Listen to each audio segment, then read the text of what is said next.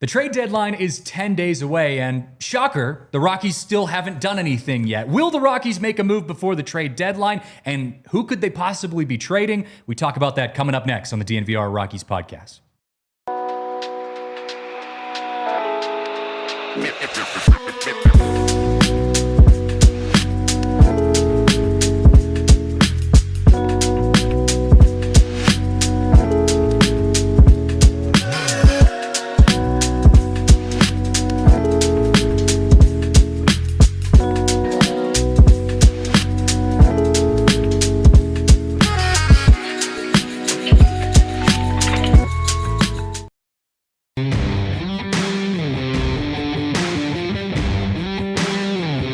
Welcome back, everyone, to another edition of the DNVR Rockies podcast. Happy Monday here on the show. It's the DNVR Rockies podcast presented by Bet365. Download the Bet365 app. Use code DNVR365. Place a bet for $5. You can get $150 back in bonus bets. It's been a minute. It's been a little bit. We've been gone for the last week or so. I know we did have a show that aired on Thursday, so for those of you watching at home, it probably didn't feel like it was as long, but our last show was Monday of last week, so it's been a full week. Welcome back. It's good to be back. It was a nice all-star break for both my mental health, not watching the Rockies every single night, and then we get to talk about a series win for the first time at home in the 2025 season. The Rockies are 2-1 since returning from the All-Star break. Fire up the cannons. The Rockies are World Series bound.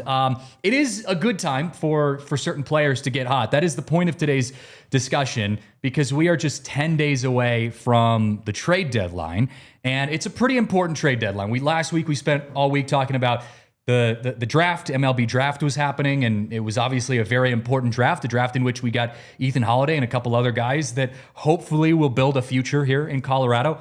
But now we shift our sights towards the trade deadline, and in true Rockies fashion, the Rockies have less than 2 weeks to make a decision on who and what they can trade, and they have done nothing.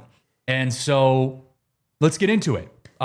We'll talk about who there is available still to be traded, which guy's trade stock is going up, which guy's trade stock is going down, what type of return you could expect to see for some of these guys, and also the big question, will the Rockies actually make a move? So I'll actually start with that, because I feel like that's the question that's on everyone's mind. Every single year, it feels like we sit here and we say, okay, here's who the Rockies should trade. Here's the guys that they should move. And then the trade deadline comes and goes, and maybe there's a small deal that gets made, like your Nick Mears trade that happened last year for Bradley Blaylock. But at the end of it, you're sitting there kind of looking at your roster and saying, God, we didn't really do much this trade deadline. Do you feel like this trade deadline, given how bad the Rockies are and the types of guys they have to trade, is this going to be another dud of a trade deadline, or do you think some value gets moved? I would like to say that value gets moved if there is value out there. And I think the toughest part for our position in talking about this is any media that doesn't have like direct connection to Bill Schmidt or anybody that actually knows what the value of these players is to other teams is kind of just guessing and giving their best educated guess. And for what the Rockies have given me at every trade deadline for my entire life, I'm going to be this sad kid who's, divorced dad tells him he's going to come to his softball game again or his baseball game and then doesn't show up every week, and that's what this feels like this trade deadline is going to be. Is we felt like there was really good value in a guy like Jake Bird, and that's plummeted.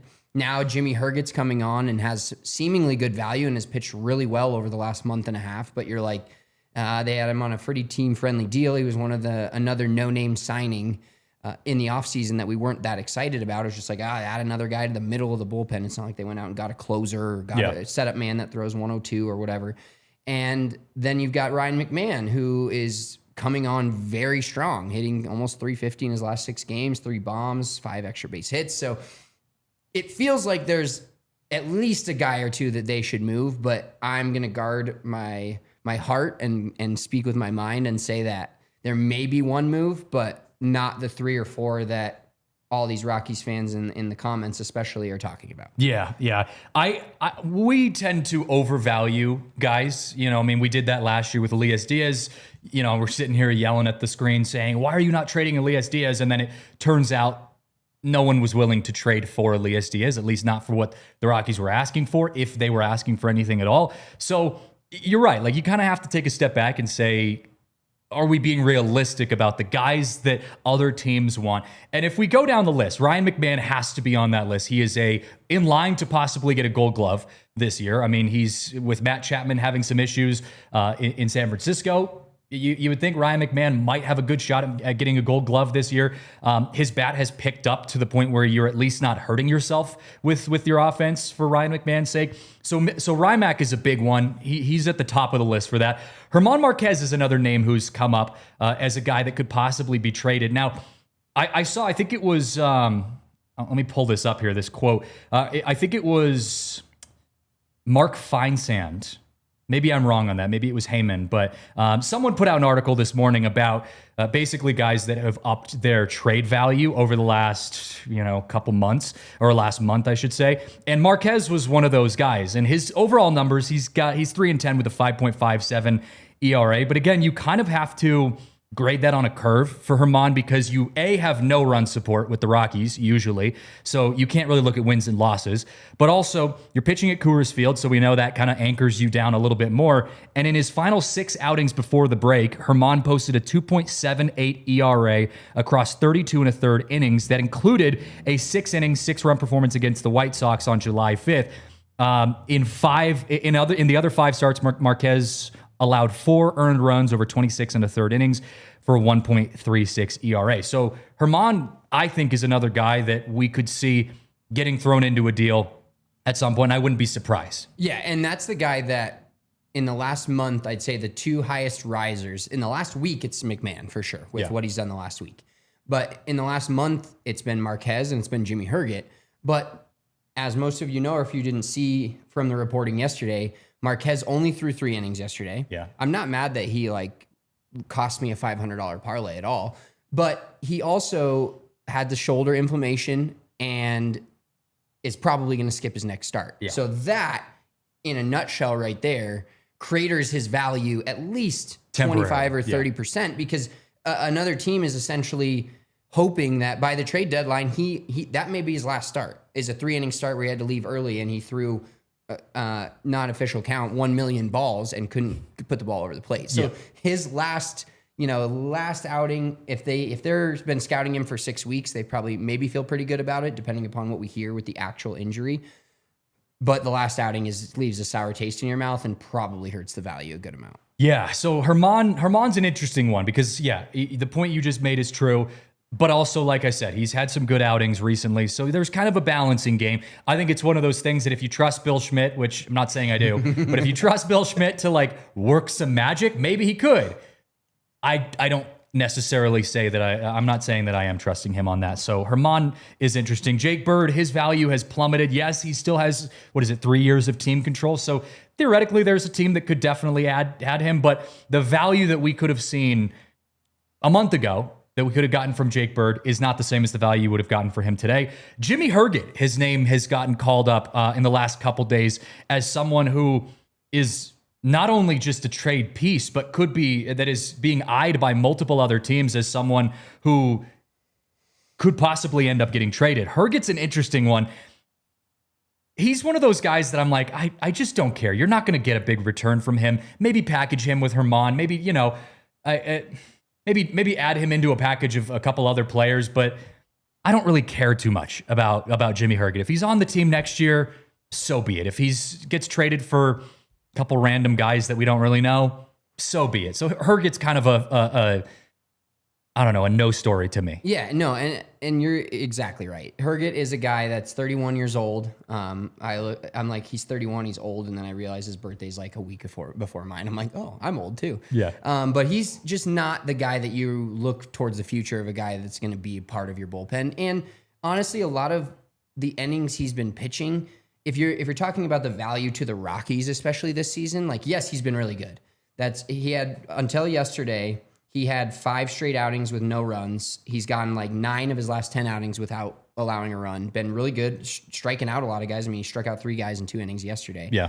But he's never had the high leverage. I mean, even you've seen different closers all year for Warren Schaefer. You've seen, Agnos come in and close. You've seen Kinley get some chances. You've seen Halverson take a good amount of them. We've seen Vodnik take. So to me, it would be a little harder to let him go if he was like, oh, maybe Jimmy Herget should be our closer. And maybe the one game we win every 5 or 6, like we need a closer and it's Herget, and that kind of hurts a little bit more. But dude's pitching in the 6th, 7th inning, 5th inning sometimes. He can go multiple innings. I think he's got a good amount of value to other teams that just like the Rockies, and we're going to talk about this up until the trade deadline, the Rockies have a bunch of great role players for other great teams, but a bunch of great role players does not make a great team themselves. Mm-hmm. Yeah.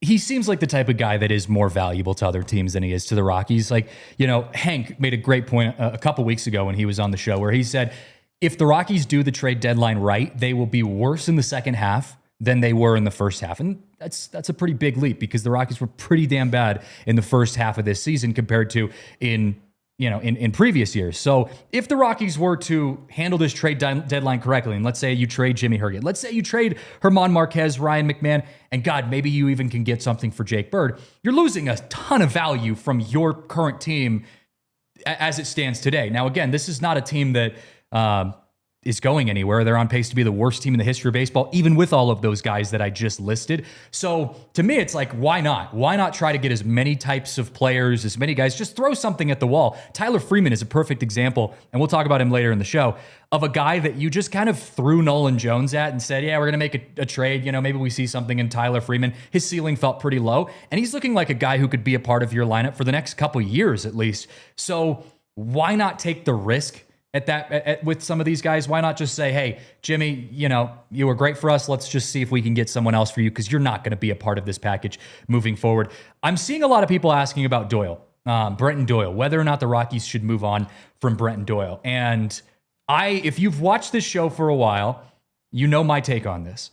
I personally believe that the Rockies should move on from Brenton Doyle. I think that despite loving him as a player, I love him, obviously, especially in the outfield, center field at Coors Field. We love him here on the show. He's a friend of this podcast.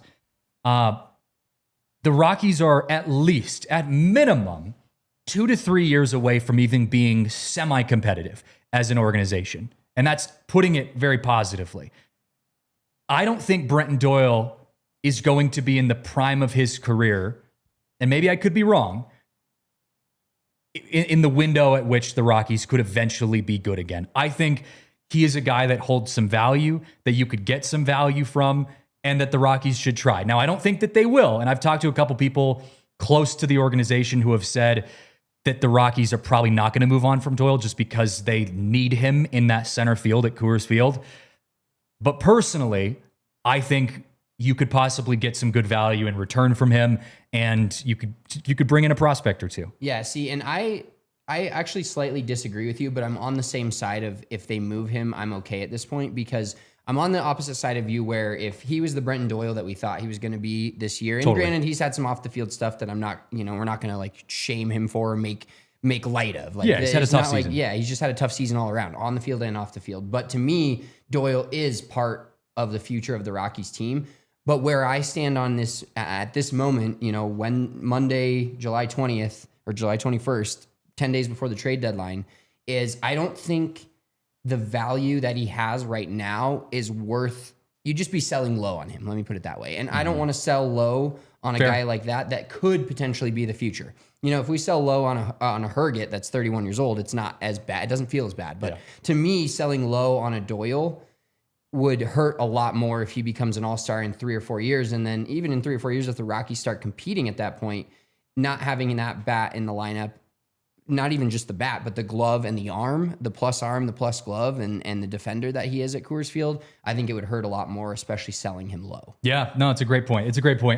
I'm not saying I advocate for them to trade him specifically, but I guess the point I'm trying to make is that I wouldn't necessarily, I would be open to it. I'd be open to the idea to see what they got in return for him, all of that kind of stuff. But I wouldn't close the door on it if I was the one who was in charge. There has been a name, and we got to hit our first break, but there has been a name that I have not heard recently coming up in trade conversations. I haven't actually heard it at all when it comes to trade conversations. And I just saw a new name pop up on the mock trades on a national site that was talking about players that could possibly have trade value for the Rockies. So I want to hit our first break. After the break, we'll talk about that specific player and why that could be a sneaky good move for the Rockies to make. Well, I want to give a shout out to our friends right now over at Cake Mortgage, because Cake Mortgage is changing the home buying game. And they are a company that also is specifically tailored towards helping you buy investment properties. And I know that's a very niche, market, but if you are in the market to get investment properties, you want to invest in real estate, and let's say you don't have traditional income, a lot of times people who are investing in real estate don't have traditional income.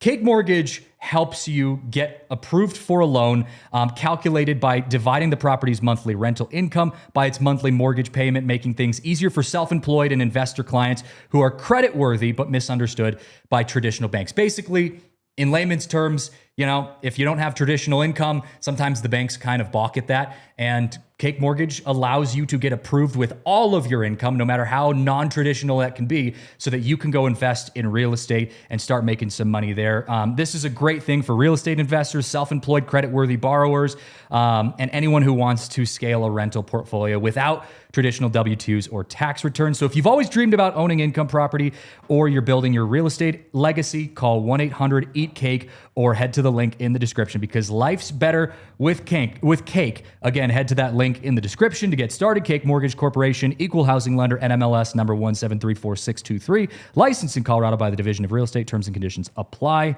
Also want to give some love to our friends right now over at Empire Today, because if you are getting your floors replaced as part of a summer renovation project in your home or wherever you're living, and you want to get those floors replaced, Empire makes it easier and affordable to get those floors, the perfect floor, the dream floor, if you could even say that, for your living space. They've got an incredible design. They've got great stylists that can help you find the right design for your living space. They've got this thing called the virtual floor designer, where you can take a picture of your living space. You can actually see what that floor looks like in there. They've got incredible inspection teams that make sure they get you the floor of your dreams for the price that you are hoping for. So schedule a free in-home estimate today, because some things are better at home. DNVR listeners can receive a $350 discount when using promo code DNVR. Yes, that is a $350 discount with code DNVR. Restrictions apply. Visit EmpireToday/DNVR for details.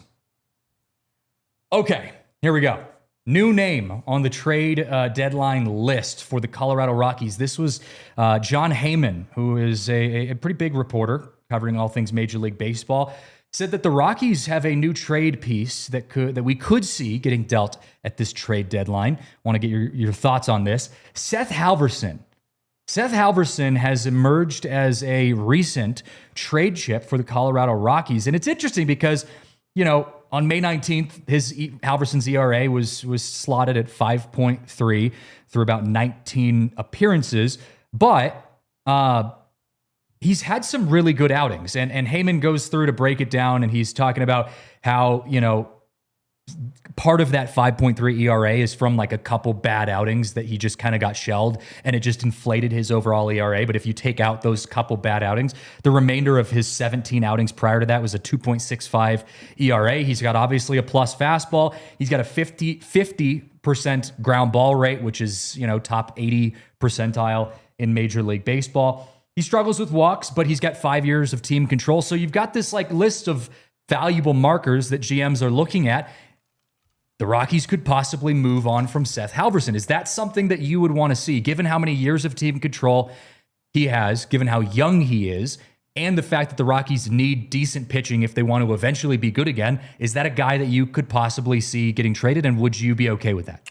I can see him getting traded because of the value there and the value he has to other franchises, but I would be bummed. I would be really, personally, if I was the GM, put my GM hat on, I would not trade Seth Halverson. Seth Halverson to me is in my wildest visions of a Rockies team that is winning the last game of the season in September in 3 years from now and needing to win the game to go to the playoffs. Halverson's the guy I want on the mound closing that game out. I don't think he's a guy that you let go at this point. And yeah, he's had some bad outings and been rough, but when he's on, he is incredible. And we've seen this twice now with the Rockies.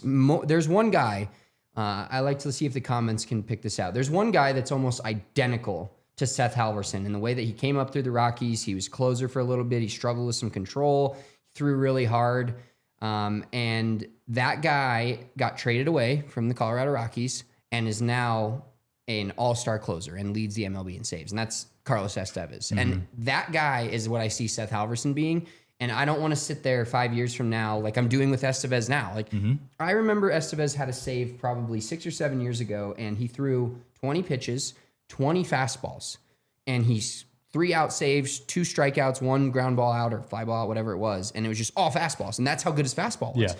And that's what I think about Seth Halverson. And I don't want to be there. And Seth Halverson's the all-star closer for the Boston Red Sox in 4 years. And the Rockies are like, oh man, I really wish we had a closer. And we're starting our 7th rebuild. And yeah, exactly. Yeah, Halverson to me is the guy. If I were putting untouchables on anybody in the bullpen, I think Halverson would be 1A on my list of untouchables or guys that I would want to see stay on this team. Yeah, I saw Hunter Goodman. I don't remember who it was in the chat that said Hunter Goodman was kind of a sneaky pick that they would have for a trade deadline. I understand. I think it was Purple World Order who just said anyone on this active roster should be on the table.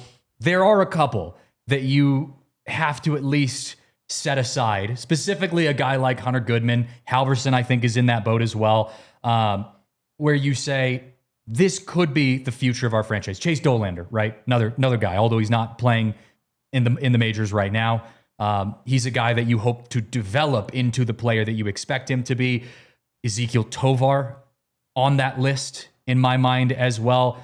So there's a couple. I understand the theory that literally, Purple World Order says literally no one on the active roster should be completely off limits. I get where you're coming from, but with that in mind, there is still realistically got to be a couple guys that are off limits. You have to build around something. And so, with all of that being said, Halverson's on that list. It's a short list. Tovar, it is a short list. There has to be, in my mind, there's an untouchables list, and it's the Goodmans, the Tovars, that to me, Halverson, and it doesn't extend much further than that. But there's a couple guys that unless there is just some insane offer, there's guys you got to build around, and those are the guys that I think are now those guys, the foundation of this future team. Totally. I've seen a couple other names getting tossed around there. I know Drew in the chat says I'd like to see Jordan Beck stick around for a while as well. Although I don't think Jordan's an untouchable. I just don't think he has the value to get traded. So I don't think the Rockies would trade him at the moment. And I would like to see him stick around as well. Tyler Freeman. Is Tyler Freeman a new Rockies untouchable? Because Freeman's a very interesting case. He gets traded for Nolan Jones. We obviously had high hopes for Nolan Jones. He fizzled out, and it seems like that was the right move, by the way. He gets traded for Tyler Freeman, a guy nobody knows anything about. Tyler comes over here. He looks kind of mid for his first month of the season, and all of a sudden, he's one of the best players on the Rockies. He's in the conversation for a batting title. He's for a freaking batting title, for God's sakes. The guy gets on base. I called him Ty Cobb Freeman the other day. Yeah. That's what he's like playing like. Dude is insane. Is he untouchable, or do the Rockies say, hey, we kind of struck gold on this guy.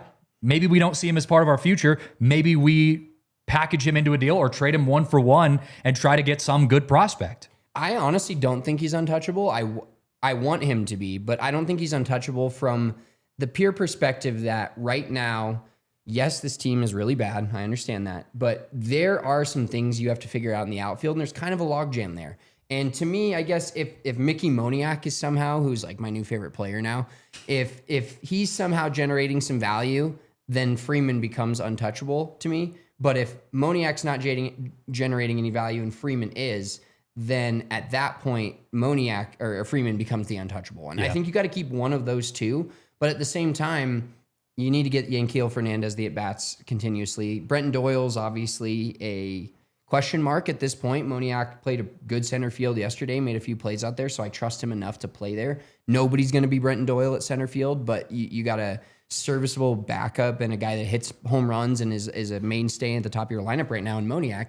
And then Jordan Beck is going to start in left field 150 games a year with how he's playing right now. To me, there's just a logjam, and Freeman's an awesome player and very versatile, but it almost feels like the Rockies are like, it almost feels like he's not that good of an outfielder. Like he dropped a tougher catch the other day, but dropped it in right field. And it just doesn't feel like, he feels like a good DH, but then at the same time, you're DHing Hunter Goodman so much right now because you don't want to catch him every day. And then if you are starting Freeman, you want to DH Yanquiel Fernandez. So to me, a DH should be a guy that hits a few bombs and is like scary in the order. And I'm not saying Freeman shouldn't DH. His bat should be in the lineup as much as possible, but he's not your typical DH guy, but he's not good enough to play anywhere in the field where you're like, he has to be in right field every day, but his bat's good enough to, he has to be in the lineup.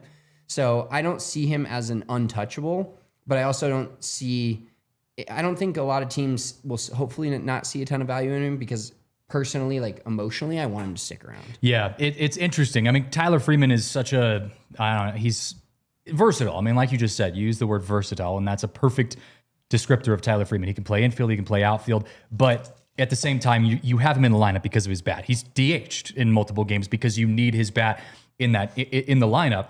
I actually see a world in which Tyler Freeman could be a part of the Rockies' future. Now, I'm not saying he's going to be here when the Rockies are good again, because again, that could be 3+ years away at the pace in which they're going. Well, at the pace they're going, it could be 10 years away. But if they turn things around, it could be 2 to 3 years before the Rockies are even serviceable. So I don't know if Tyler Freeman would still be here when that time comes, but I'm okay with him being a guy that you just kind of trust for the next couple years. He's in the circle of trust. He's there. He's not, blowing you away, but he's just around, and he's allowing you to build other pieces around. And then let's just say when the time comes when you need to move on from him, you can move on from him, and you're not feeling like you're wasting this all-star player like a Nolan Arenado type of deal, but you can have some good output when you have him there, right? The Rockies need to have these bridge players because they're not going to be a playoff team next year. So you need to have a bridge player or two that can get you a little bit better, but you can move on from by the time you're really, good again. Exactly. And he's a bridge player I want. And Moniak's also a bridge player I want because those guys are still in their 20s. The Arcias and the Farmers are the bridge players we don't want. Yes, correct. And let me ask you this. All right. Pretend Tyler Freeman, pretend the Rockies never made the Nolan Jones trade, and Nolan Jones was having the season that Tyler Freeman's having. Would you even consider trading him? And Nolan Jones is actually older than Tyler Freeman. So when you look I would. When I look at it in that light, I'm like, if Nolan had a rough year last year, but if he was hitting 335 or whatever Tyler Freeman's hitting, I'd be like, this guy's part of the future. You got to keep him. No, see, and I would think the opposite. I would think that you got to get your value from this guy. You've got to, you've got to get it salvaged as much as you can because, like you said, he's a little bit older than Tyler Freeman, and I know that you still have to supplement a big league lineup with some veterans and even just some guys who, have been in the league for a couple of years. I understand that you can't just build up an entire base of prospects and hope that they become big leaguers one day. But at the same point, again, you look at this roster and you say, are these guys going to be in their prime? Are they going to be contributing in 3 years when, hopefully the Colorado Rockies are back to a place where they can be semi-competitive in the next couple of years? It's tough to say because, again, you look at Doyle, who's 28 right now, and you say, okay, he'll be 31 by the time the Rockies are hopefully even semi-competitive again. I just don't know. It's hard to predict that kind of thing. So I guess maybe this is the PTSD in me of the Rockies have waited too long to get value out of players in the past. So I'm kind of sell early, get as much value as you can now the minute your guys find some value. But whatever the Rockies are doing right now isn't working. So I'm kind of this mindset of you just need to flip the table completely upside down, sell everyone, and try to just start over with a brand new group of guys. Yeah, and I understand that part of it. Part of my mind on the Tyler Freeman specifically goes to Tyler Freeman is a guy they traded for that when we traded Nolan Jones, he had a rough year last year, but 2 years ago, you thought this guy was going to be a potential MVP candidate, and they traded him away. You're like, why did we trade Nolan Jones? He was supposed to be part of the future of this team, and they actually successfully won a trade. They did. Yeah, and so 100%. that makes it a little harder for me to feel like we should get rid of him because they actually did something right. Yeah. You don't want to then. I can't. A broken clock is right twice a day, but with the Rockies trades, I think it's only once a day, and so I don't want to then try to trade this guy that you actually got correct for a guy that you may not get correct. That's where I get scared of trading Tyler Freeman. You check the box with Tyler Freeman. You don't want to uncheck it and hope that another box gets checked in the future. Correct. So, no, that's a great point. Got to hit our second break, though. After the break, is Michael Toglia a part of the Rockies' future? There are some big question marks with our guy, Big Mike. Is he a part of this Rockies' future? Is he valuable enough to trade this year, or is that something we'll have to have a conversation later down the road? We'll talk about Big Mike coming up next.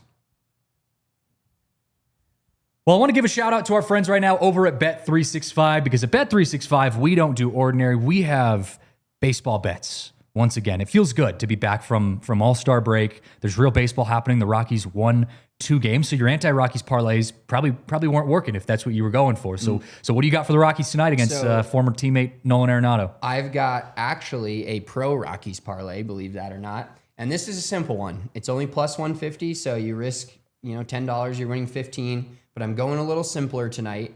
So Jordan Beck over 1.5 hits, runs, RBIs. Okay. So you can get any of the 3. Had 3 hits yesterday. I feel really comfortable with him. I mean, he could hit, if he hits a home run, it's all 3 of those. That's checked. And then Mickey Moniak also over 1.5 hits, runs, RBIs. Mickey Mantle Moniak. Parlaying those 2 together, you're looking at plus 150 on the Bet365 app. I'm going to take that. I'm going to forget it.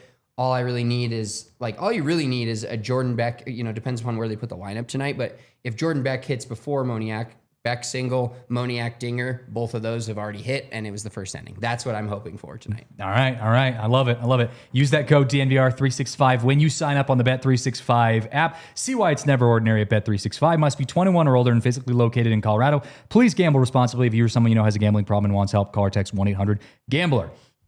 Also want to give some love to our friends over at Game Time, because if you are going to a Rockies game this week, maybe you're going to see our good friend Nolan Arenado, or I'm going tonight. So I got my tickets on Game Time. Hey, there you go. You got to use our friends at Game Time. Game Time gets you the tickets and the place you want for the price that you want. And although Spencer seemed to have bought his tickets well in advance, which is a good way to go, you can still get great tickets on Game Time when you buy in advance.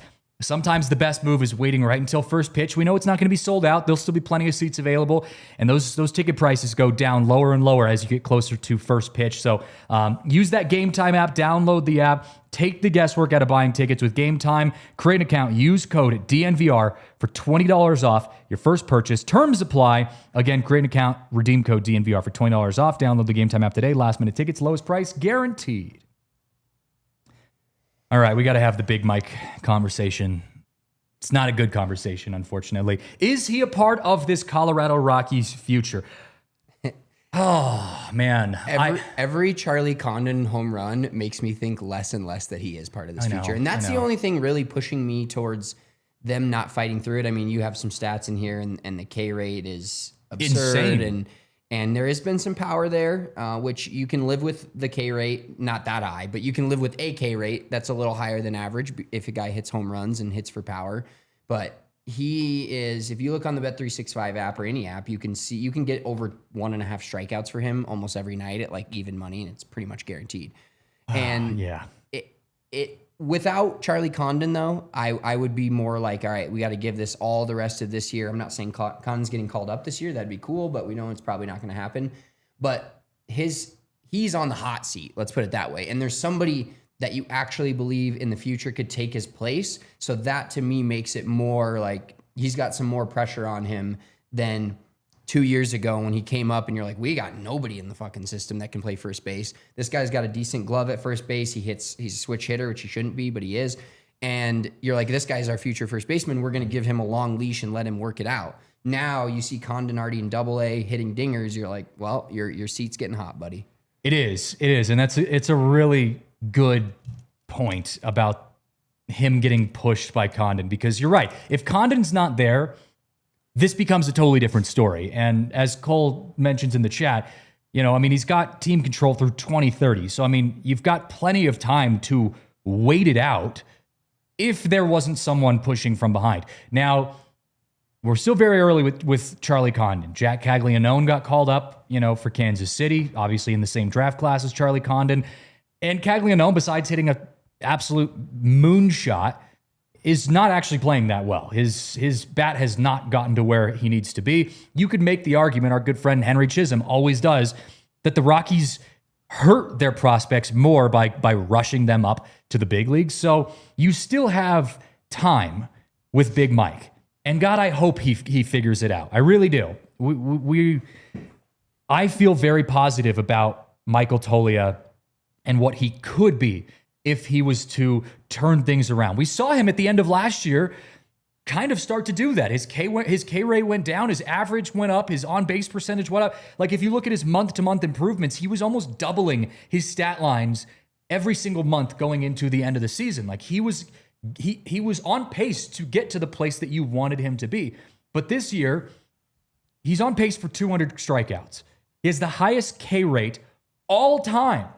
Not just in baseball this year. He has the highest K rate ever in the history of baseball as of now for qualified hitters at 38.1%. You see that and you're like, that just can't happen. And he's not hitting enough home runs to make up for it. If he's Cal Raleigh out here and he's either striking, we'll deal with that.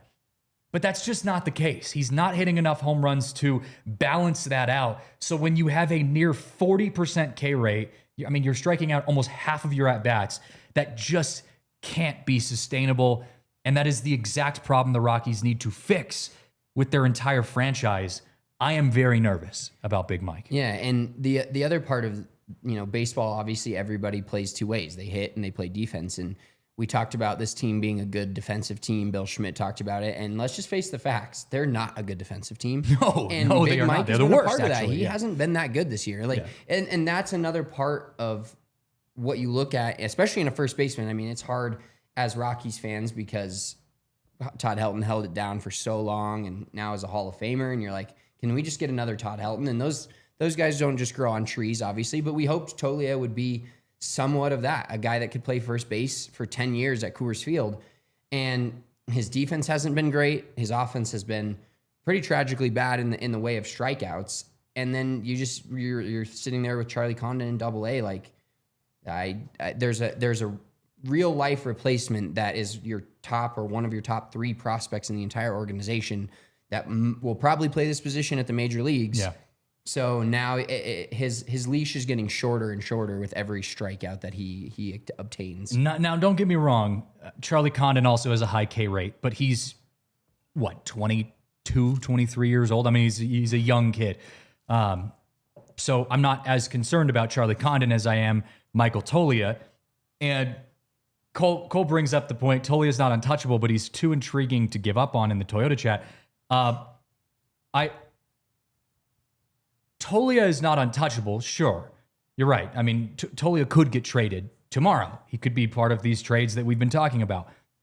I don't think he's good enough to get traded at the moment. I just don't think another team's going to look at what he has and say, yeah, he's got decent upside, but we haven't seen enough of it to go give up anything of value. And he is intriguing enough to not give away for free. I guess that's kind of the point, is that if the Rockies were to trade Michael Toglia, another team is probably not giving up anything good for him. So you have a better chance of Michael Toglia figuring it out here in Colorado than you do of trading him and getting good return from another team. So Toglia is going to stay with the Rockies. I don't see him getting traded at all here in the next 10 days. But you really are just hoping he figures it out, because if he does not figure this out by the end of this year, I do think he will still be on the Rockies roster going into next season. But now you have a competition between him and Charlie Condon going into spring training of who is your future first baseman, and it is a tight competition at that point. 100%. And if you guys watch the show consistently, you know I constantly bang the table for Michael Toglia to not be a switch hitter. I just looked up the numbers. Hitting versus left-handed pitching, so he's hitting right-handed. He's hitting .230 and has a slugging percentage of .410 and an OPS of .668. Versus righties, now he's hit 8 of his 10 home runs from the left side of the plate, but he's hitting 187 from the left side of the plate, and he's struck out 96 times in 203 at bats. That's damn near 50%. So, oh my gosh. And I'm not saying that you just like I'm being more of a fan and like funny when I say you should stop making him a switch hitter, but I think there's a legitimate concern for him continuing to hit from the left side of the plate. Yeah. And I don't understand, his K rate was bad last year, and that was one of the things we talked about in spring training leading up to the year. Can he fix that? And now it's gotten worse. But you got to try something. And he came back up from AAA and hit a few bombs. And like I said, and like you've said, if he strikes out a lot, yes, it's frustrating, but hit some bombs in there. And 10 home runs, yes, he was in AAA, but 10 home runs at this point in the season is not enough to overcome the worst strikeout rate of all time in baseball and continue to play at first base. On top of the fact that he hasn't been even remotely close to a Gold Glove level first baseman, which if he was, you could kind of maybe see past this, hit him 7th, hit him 8th, whatever. But you're like, it's important that we have a good first baseman from the defensive side, and he's not that either. Yeah. Well, I want to talk about another prospect who is knocking on the door. Kyle Karros just got a recent promotion to AAA, which is great to see. Karros is now in Albuquerque, and our good friends over at Blake Street Banner posted when this promotion was announced. They said, hey, this doesn't mean that Rymack is going to get traded. Then they were kind of assuming, people were thinking that the writing's on the wall and that, just because he got this promotion, that's hinting towards a Rymack trade. I don't necessarily think the promotion was made because Rymack's going to be getting traded, but I do think it protects, it puts him in a good spot. It protects the Rockies a little bit from a depth perspective, because if they say, hey, Rymack, let's say tomorrow Rymack gets traded and, Ryan Ritter's on the IL. Most Rockies injury of all time. You've got Tyro Estrada, who's on the IL. Tovar just came back from the IL. Adael Amador's playing, with the Rockies now. Like, Arcia can go to third, but I mean, you've got limited options now at third base if you lose Rymack. And I would imagine that if Rymack gets traded, Kyle Karros is knocking on the door here in the next month.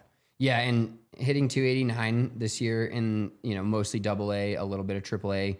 Got the nepotism going on, a little Eric Karros' son, which I love. I love it. I was going to say, in this case, we're all for that. For the Rockies, when it comes to former MLB players and their sons playing, not coaching, not any of the front office. No front office. But no, yeah, it just gives you some insurance at that third base position, because it seems like every time we get a guy back, another guy, or even now two, go down. And so you can't really just like empty it out and then all of a sudden you're trying to have like Tyler Freeman play third base, which you probably could, but you've been getting a great glove from McMahon and he's starting to get hot. So if you lose him, I think this is a perfect opportunity for Karros, who now, if you trade McMahon, let's say at the deadline, Karros will have been in AAA for 2-ish weeks. Yeah. You can see where he's at there. And then, maybe bring him up. I mean, he's 22 years old. But 6'5", 220, big kid, and the power does excite you. And the fact that, like, we obviously know the Rockies haven't been playing for anything since April, but to me, it's not too rushed to have him come up in a limited spot when you kind of need him. I would much rather see Karros play all of September at third base than Orlando Arcia or Kyle Farmer. For sure. Just put it there is the argument that, you don't want to rush guys and maybe it could do more harm than not. But I tend to fall in the line of, look, if you want this guy to be a future big leaguer, give him a shot, right? You can always send him back down and bring him back up. Look what happened, with Jackson Holiday. Jackson Holiday's raking now. He got called up, sucked for a second, got sent back down, then got brought back up, and he's been great ever since. The same thing can happen with Kyle Karros, right? If Kyle Karros is called up too soon, let's say the Rockies call him up a month from now, he doesn't perform at the level that he needs to be, you send him back down, no harm, no foul, you get him ready for next year. But the flip side of that is, what if you call him up and he plays well? What if he's even average? What if he just does what Ryan Ritter does and he can grow on that? And you can say, hey, he's not playing poor enough to send him back down, and maybe he's not a superstar right now, but I'll take it, right? You could take that. Like, Ryan Ritter has earned his spot on the Colorado Rockies, roster at the big league level, and he still has room to grow. I would kill for another Ryan Ritter on the Rockies roster this year. 100%. And that's where you've seen success. We've seen success with guys starting on the major league roster, being sent down, coming back up. Tolia for a second, but mostly Jordan Beck. And then Ryan Ritter hasn't been like, whoa, this guy is tearing it up when he came up like David Dahl did a couple of years ago. It was just like an unreal start to his career, and you thought he was going to be a future all-star for a generation. But seeing those guys, to me, it's a no-lose situation, because if he's really bad, he comes up and he's really bad, then you go into next spring training, and we're kind of assuming Rymack is gone here, but you go into next spring training saying, all right, is Karros going to be the guy that steps up in the month of spring training in March and April and becomes the starting third baseman for the future of the Rockies team. And if he's really good, then you just keep him up here all September and you feel confident in that. But to me, getting him a month's worth or 2 months worth of major league at bats, while it could hurt his confidence, and I can't speak to what that can do for a player because I've never made it to that level. But from my perspective, if he's even decent, you're like, you can see the potential. And then as you add the Ritters and you add Tovar back and you add Karros, you start seeing a semblance of a future infield and not Orlando Arcia at shortstop, Kyle Farmer at second base, and Ryan McMahon at third base, who you're like, why do we need any of these guys? Yeah, I know. The lineup, what was the lineup yesterday was the most infuriating lineup I've ever seen. I saw Thomas Harding's tweet and I was just like, I stopped You everything went down the and list I was and like, you're okay, like, here I go. This is a joke. Like, because I think Friday or Saturday, the lineup was unbelievable. It was. I was It like, looked yes, great. this is what we need to You look like. said it. I think you tweeted that. I was like, this is what this new team needs to look like. And then they get to Sunday and I'm like, oh my God, what are we doing here? It looked terrible. I'm looking at him like, I'm going down the list. I'm like, you shouldn't be here. You shouldn't be here. Yeah. It's brutal. It's brutal. We got to take our last break. After the break, though, it's the end of an era in Colorado. Or should I say the end of an era somewhere here in America. We'll talk about that after this. Well, the sun has been out here for the last forever, it feels like, in Colorado. And with summer, in full swing, it's 1,000 degrees outside. You got to have some shady rays because you can't do summer in Colorado or anywhere without shady rays. As we call them, our purple tinted glasses. We tend to look at things through purple lenses, and with shady rays, you can actually get purple tinted glasses. Shady rays has so many different colors, styles, designs to choose from. They have incredible stuff. And as we've said so many times on the show, it's your everyday, sunglasses. I mean, I've got like 3 pairs of shady rays. I've got one in my car, one at home, one here at the office. Like I never go anywhere without my shady rays. I have so many incredible kinds, and that's the type of sunglasses shady rays are. They're your everyday sunglasses. They've got great designs. They're great quality, and they're affordable. So we've got a cool deal going on right now exclusively for our listeners. Shady Rays is giving out their best deal of the season. Head to shadyrays.com. Use code DNVR for 35% off polarized sunglasses. Try for yourself the shades rated 5 stars by over 300,000 people. Also want to give some love to our friends over at First Bank because whether on the road, at home, or somewhere in between, First Bank makes banking easy, convenient, and secure. Their mobile banking app allows you to check balances, pay friends, and manage your money anytime, anywhere. And here's the best part. Open a new First Bank checking account today and you could earn $300. First Bank is all about helping you stay on track. Their tools make it simple to stay in control of your finances without the hassle. No matter where life takes you, First Bank gives you the freedom to bank how and when it works best for you. So if you're ready for better banking and the chance to earn a little extra, head to efirstbank.com/bonus. That's efirstbank.com/bonus to open your account. Bank how you want, when you want with First Bank. Certain restrictions and requirements apply. Member FDIC. By the way, Cole, yes, this is a Greece men's national team jersey. I have no connection to Greece men's national team, but I think it's a great looking jersey. It is. So love that. Yeah, I know Cole is our resident soccer or football fan here in the chat. So appreciate you hanging out. I want to know what Cole's real name is. Yeah, Cole, can you tell us what your real name is? Because we keep saying Cole. Cole Bassett. I know he's was a great Rapid, fun guy. I think they had him on the show multiple times over here. Sure. But I want to call you by your name, Cole. Or we'll just keep calling you Cole. Or we can call you Foot. Yeah. Maybe left foot. Yeah, there we go. We'll call you left foot. End of an era. Jeffrey Yan has just announced that he is a free agent. We never got to see him pitch in Colorado, and despite him having an 8 ERA in the minors or whatever it was, with what was he averaging, like almost 2 walks per inning?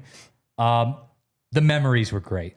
RIP to a legend. The start to spring training was numbies. Dude, Jeffrey Yan was doing greatest numbies. thing He was so good for the DNVR Rockies Twitter account, the Rockies in general, because everybody was so low on them coming into the season. They were right, but there was a fun storyline, and it was him. It really was. It really was. My favorite is Pitching Ninja on Twitter has that video of him jumping over Altuve.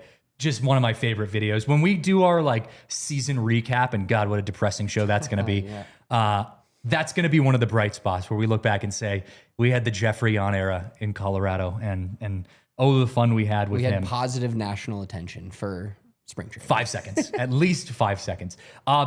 Dion, did you get the video I sent you on Slack or the tweet? While we're talking about obscure Rockies, do you remember Peter Lambert? Yes, I saw your tweet. Did you see that? Incredible. I want to play this video for those of you at home who didn't see this. Peter Lambert's pitching in Japan, I believe it is, and he had an all-time reaction to not having a strike called. Let's fire this video up here real quick, Dion. I want to react to this real fast. ストレート外れてボールランバートが怒っています。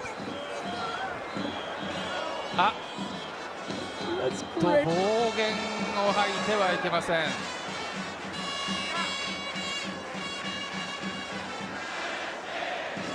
Great. Looks like That is an electric energy there. That's good. You could flip it there. まあね、イライラする気持ちはわかるんですけど。The fact he didn't get tossed for that is incredible. Do you think the ump knew what he was saying? I don't know. That Like, I've always wondered English? That too. Like is maybe that's why he didn't get tossed? But I saw that, and I think if you read his lips, he said "wake the f up." So did we ever see that energy from Peter Lambert? He went 2-4 in his time with the Rockies, or at least in 2024. No, I don't think there was that, because I remember him pitching a few games, and you're like, oh, we maybe have a new starter. I think he had one really good start, and you're like, oh, Peter Lambert. Yeah, okay, that's all it takes for us Rockies fans to get pumped is one start. It really does. The Rockies fans, including us, tend to jump on the bandwagon pretty quick. You give us a little bit of something to cheer for, and we're pretty excited. Speaking of giving us a reason to cheer, or at least giving some fans a reason to cheer, I've seen some fans say they're pretty excited. Nolan Arenado makes his triumphant return, or at least 2025 return, to Coors Field today to play the Colorado Rockies. What are your thoughts on Nolan Arenado? I know you're kind of a Nolan hater. I am, and you know what? Maybe it's me growing up and just getting older. I don't really care as much. That's what I was going to ask. I was like, have you felt like things have improved for you in your emotions towards Nolan Arenado? Now seeing the state of the franchise and how egregious the Colorado Rockies are as an organization, do you kind of look at it and you say, you know what, maybe I do kind of understand? Yeah. Oh, I definitely understand. Deep down, I understand, and I don't want to be as mad at him as with time heals all wounds. I'm not going to cheer for him, but I think 3 or 4 years ago he came back here, and I was pretty tuned up at the game, and I was booing him as loud as I possibly could. Okay. I don't think you're gonna get that from me tonight. I'm going with my son, so I don't want to set too bad of an example. Or do you? But no, I'm just Nolan. I'm indifferent on, because the other thing that I always come back to is, yes, the Rockies are terrible. He still hasn't won a single playoff game in St. Louis, and he was like, "Oh, this is going to be so much better," and he's in the same spot the Rockies are in, not winning playoff games since he left. So to me, it's not as. He's not standing there from this high throne that's like, oh, see how much better I have it now? He's not winning playoff games. They're not even, I think they're 3rd or 4th in the division. They're a middling 500 team. And yes, they're not as bad as the Rockies. And that's where the Rockies being so bad, I have no right to boo someone else. There's just no right to boo someone else. I'm going to cheer as hard as I can for my guys wearing the purple, but the other guys, I'm like, what can I really say? Yeah, you have no hill to die on here against Nolan Arenado. And he's come back recently, and I wouldn't say said positive things about the Rockies, but he hasn't bashed the Rockies. He's come back and, talked about his time here in Colorado when Charlie Blackmon retired. He paid his respects to his former teammate. He's done the right things, right? I mean, he wanted it. He was one of the guys that truly wanted it to work here. And part of that is makes me feel a little less bad about it. Yes, it turned into a blow up, and a lot of it is Nolan, as mad as I am at him, or was at him in this situation, it's more I'm just gaslighting, I think is the right term, my anger towards him, when it's really at the Rockies organization for you're deflecting. I'm deflecting. We traded that really good player, but we got nothing back to show for it other than Austin Gomberg tonight, who's probably going to give up a home run to Nolan Arenado. That's where my anger really lies, is the fact that they got rid of an all-timer, a Hall of Fame third baseman, a Gold Glove winning 10 times or however many times he's won it for nothing. If they had traded him and we got like, I don't know, Carlos Martinez or somebody that, would have been a good Rocky or still playing now, one of their guys that Brendan Donovan or somebody like that, I would be like, all right, we kind of won, or we kind of at least got something out of it. But the unprecedented deal that the Rockies did by not only trading him, paying him $50 million, and paying the Cardinals $50 million to take him, and then getting absolutely no return other than a guy who's homering in the KBO off Trevor Bauer now and Elaharis Montero, and then Gomber, who's the only guy still in the MLB, and then a bunch of basically, baseballs, packs of baseballs. It makes it hurt worse. And so that's where my anger really is the what we got back for the trade of him. Because him leaving, I understood it. I didn't want to understand it, and I didn't want to say that he made the right move, but we all know he did, and that's, I think, the first time I've said that. So I'm growing here. It's like a therapy session. Austin Gomber, perfect game incoming. Yeah, that would be something there, Jackson. I'd just like to see him get through 4 innings. Yeah, 4 innings would be a start. Let's maybe even a quality start. Yeah, that would be huge. Quality start would be huge.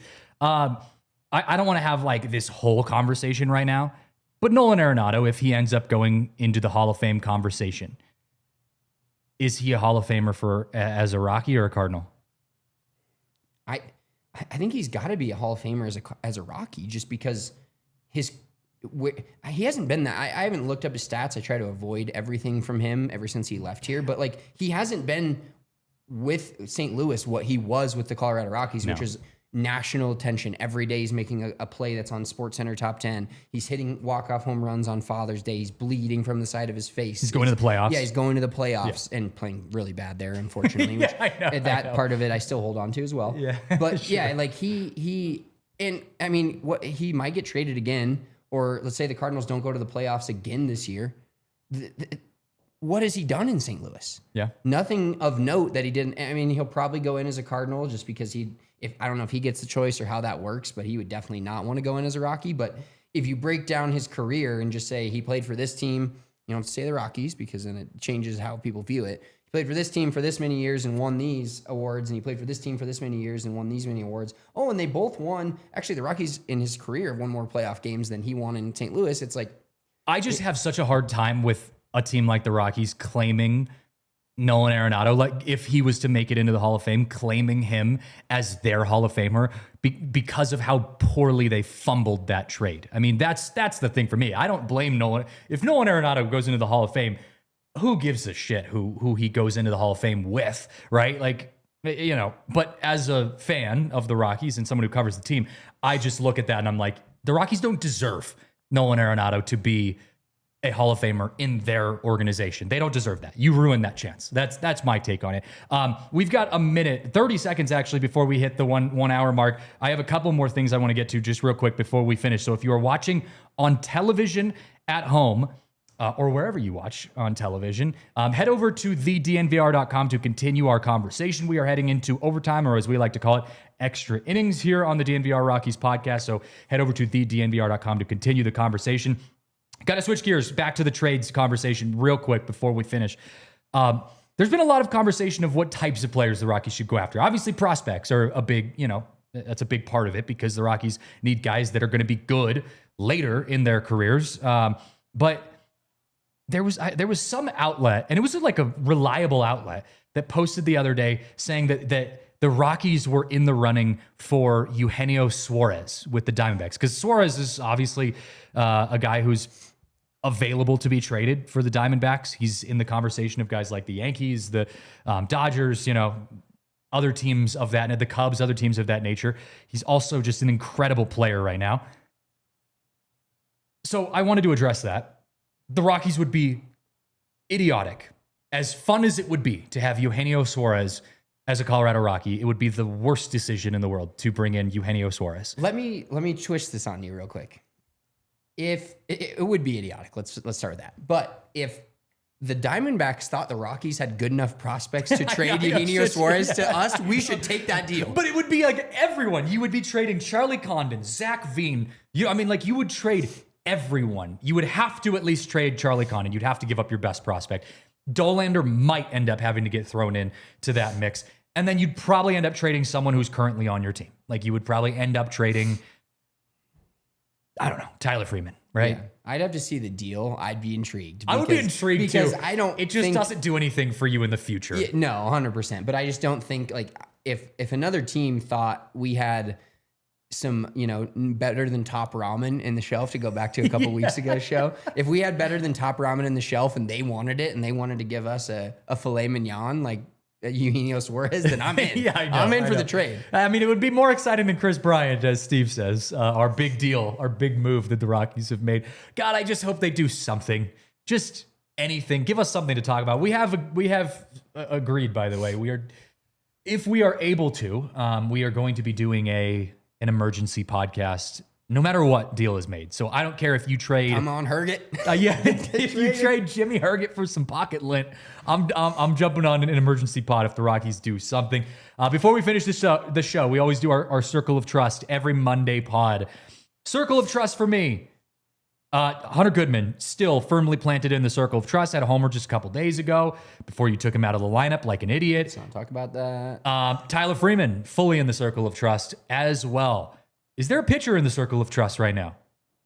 No, he fell out of it yesterday or 2 days ago, and that Jake was Bird. Juan Mejia. Juan Mejia. Okay. Juan Mejia had a foot in my Circle of Trust. I'm with you on Goodman. Beck is still there for me, and Mickey Moniak is Mickey Moniak. Mickey Moniak is the one holding up the pole in the center of the Circle of Trust right now. That guy, he's got the some Circle great of Trust baseball. flag that's flying above his head. He's our honorable flag bearer. Exactly. He is the guy right now that is holding up that Circle of Trust. I love seeing him in the lineup.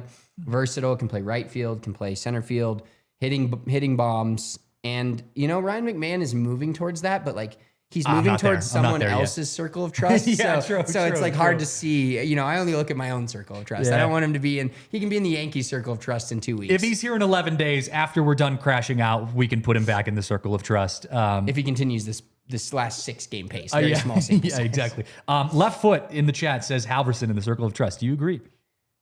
Yes, he's in the Circle of Trust.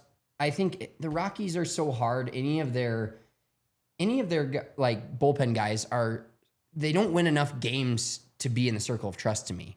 If like a guy gets 2 saves in a week, you're in the Circle of Trust. Yeah. But like they don't compete enough. Like a guy that goes out and we've seen a lot of this with Bird, and it's not his fault. He just pitches as well as he can. But if you're going to go out in the 5th and 6th inning when you're already down 7-2 and throw 2 scoreless innings, like it's irrelevant to me. Like if you're coming in at the end of the game and you're up 1, and you're in the 9th inning, and you get 3 straight outs, that's one giant leap towards the Circle of Trust. But the Rockies don't get enough opportunities for that. So bullpen guys, to me, it's very hard to put someone in the Circle of Trust when some of they pitch in high leverage situations, they pitch in low leverage situations, they're pitching at random times of the game. We don't know who the closer is from night to night. We don't know who the setup man is. Like the lineup, like we can get into the lineups. I think on Friday we should talk after we see what they do against the Cardinals and a few other games. But right now these lineups are kind of like, I like Schaaf.